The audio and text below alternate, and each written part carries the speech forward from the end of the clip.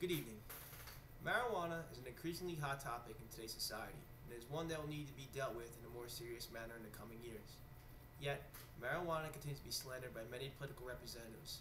Despite its many practical uses, medicinal and industrial, our federal government insists on maintaining the identity that the growth, possession, and the use of marijuana is criminal, despite the evidence that the legalization of marijuana would have a positive influence on America. In this speech, I will discuss the history of marijuana, the industrial uses of hemp, the prohibition of marijuana, the economical impact prohibition has on America, the effects of the effects of marijuana on the mind and the body, and the medicinal uses of marijuana.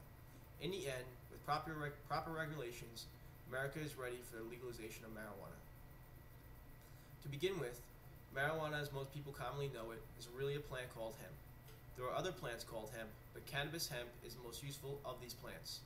Hemp is a durable plant used since prehistory for many purposes, and cannabis is the most durable of these hemp plants.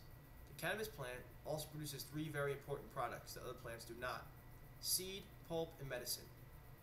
The cannabis sativa plant grows as a weed in cultivated plants all over the world in a variety of climates and soils. For this reason, marijuana has been used throughout history. In 6000 BC, cannabis seeds were used as food in China. In 4000 BC, the Chinese used textiles made of hemp. The first recorded use of cannabis as medicine in China was in 2027 BC, and in 1500 BC, the Chinese cultivated cannabis for food and fiber. This timeline goes on and on right through present day. Still, despite its practical uses, the federal government felt it was unfit for our society.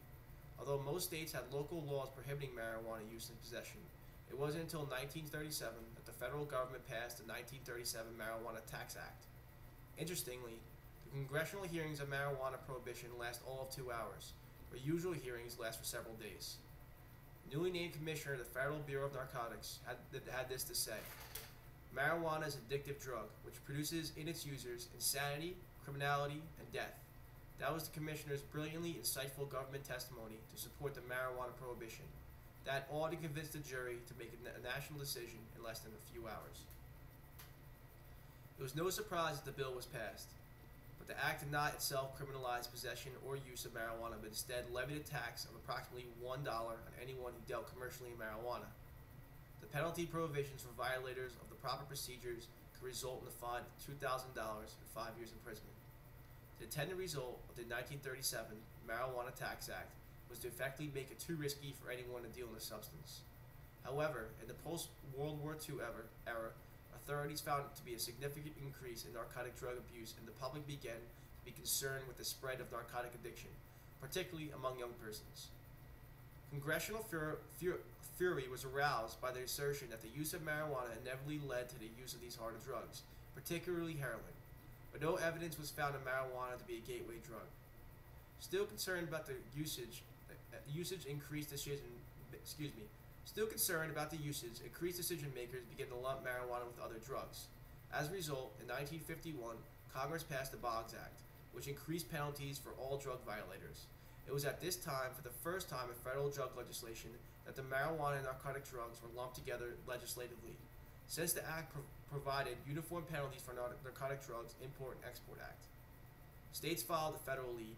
Then in 1956, Congress passed the Narcotic Control Act, escalating the penalties still further. Once again, the individual states followed suit. Today, the economic impact the prohibition has in America is astronomical. The most comprehensive and informative report on the subject is The Budgetary Implications of Marijuana Prohibition by Jeffrey A. Miron, visiting professor of economics at Harvard University. The reports read, replacing marijuana prohibition with a system of legal regulation would save approximately $7.7 billion in government expenditures on prohibition enforcement, and $2.4 billion on the federal level, and $5.3 billion at the state and local levels. Revenue from taxation of marijuana sales would range from $2.4 billion per year if marijuana were taxed like ordinary consumer goods, to $6.2 billion if it were taxed like alcohol or tobacco. These impacts are considerable. According to Marijuana's Policy Project in Washington, D.C., for example, $14 billion in combined annual savings and revenues would cover military expenditures and make significant contribution to eliminate its debt.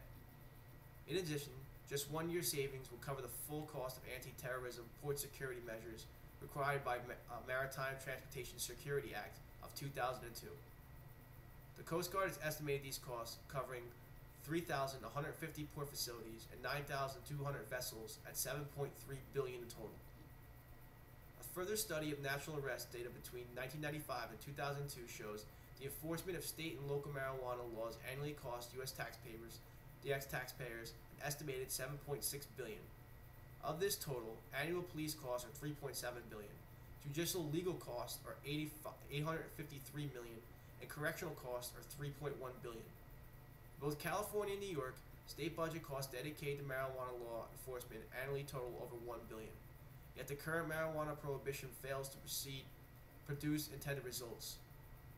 Total U.S. marijuana arrests increased 165% during the 1990s, from 287,000 in 1991 to 755,000 in 2003. However, these increased arrest rates have not been associated with a reduction in marijuana use, reduction in marijuana availability, a reduction in the number of new marijuana users, and any reduction in marijuana potency or increases in the price of marijuana. The figures as stated before simply do not justify the federal government's prohibition of marijuana. Less government control of marijuana simply saves a tremendous amount in enforcement costs. For instance, it is reported that California alone saves $100 million per year. Equally important, numerous official reports and studies, every one of which has said that marijuana possesses no great risk to society and should not be criminalized. These include the National Academy of Science Analysis of Marijuana Policy and the National Commission on Marijuana and Drug Abuse. Still, there are many conflicting views on how marijuana affects the mind and body. Firstly, it is interesting to note, to the best of anyone's knowledge, not one person has ever died from a marijuana overdose. That most definitely cannot be said of alcohol. For example, in 1944, the New York Academy of Medicine found the best study of any drug viewed in society, medical, and legal context. The committee covered thousands of years of the history of marijuana. Among its conclusions, the practice of smoking marijuana does not lead to addiction in the medical use of the sense of the word, and the use of marijuana does not lead to morphine or heroin or cocaine addiction, and no effort is made to create a market for those narcotics by stimulating the practice of marijuana smoking. In 1972, a congressionally created commission called the National Commission on Marijuana and Drug Abuse, whose members were appointed by then President Nixon, who completed one of the most successful reviews ever taken regarding marijuana and public policy. Their report, called Marijuana, A Signal of Misunderstanding, proclaimed that from what is now known from the effects of marijuana, its uses at the present level does not constitute a major threat to public health.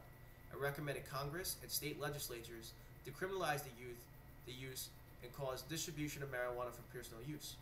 Since then, researchers have conducted thousands of studies regarding marijuana's health impacts. None of these have revealed any findings dramatically different from those described by Nixon's 1972 commission. Furthermore, the public opinion on the medical value of marijuana has been greatly divided. Some dismiss medical marijuana as a hoax that takes advantage of the sick, while others find it uniquely soothing medicine that has been withheld from patients through regulations based on false claims.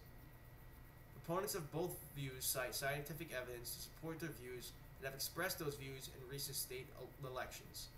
In January 1997, the White House Office of National Drug Control Policy asked the Institute of Medicine to conduct a review of the scientific evidence to assess the potential health benefits and risks of marijuana.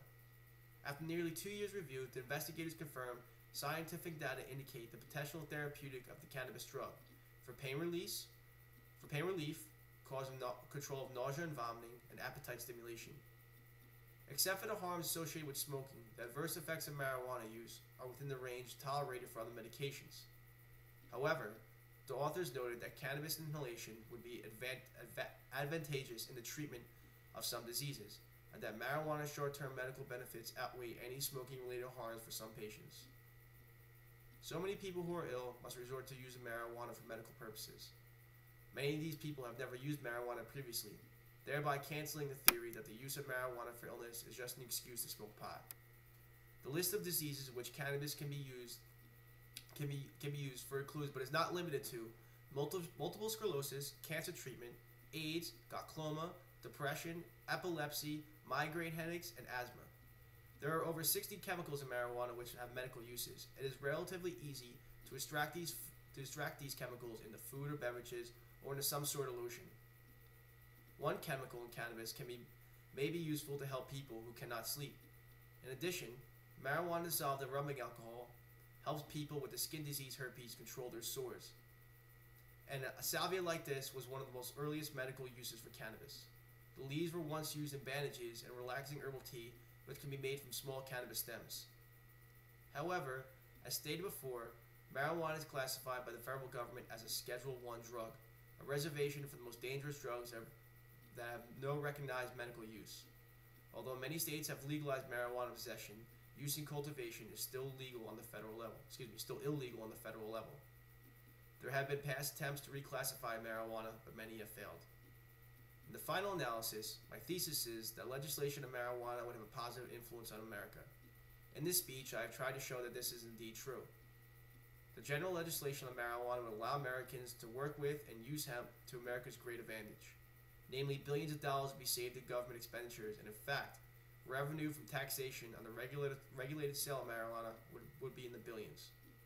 Although the impact on a person's health is debatable, the smoking of marijuana on a regular basis is most definitely not as harmful as smoking cigarettes daily or the excessive drinking of alcohol, and remember, no one has ever died from a marijuana overdose. Finally, and most obviously, marijuana for medical use would benefit many sick people with no other legal alternatives. Is there really any question? The time has come, and the answer is a no-brainer to legalize marijuana. Thank you.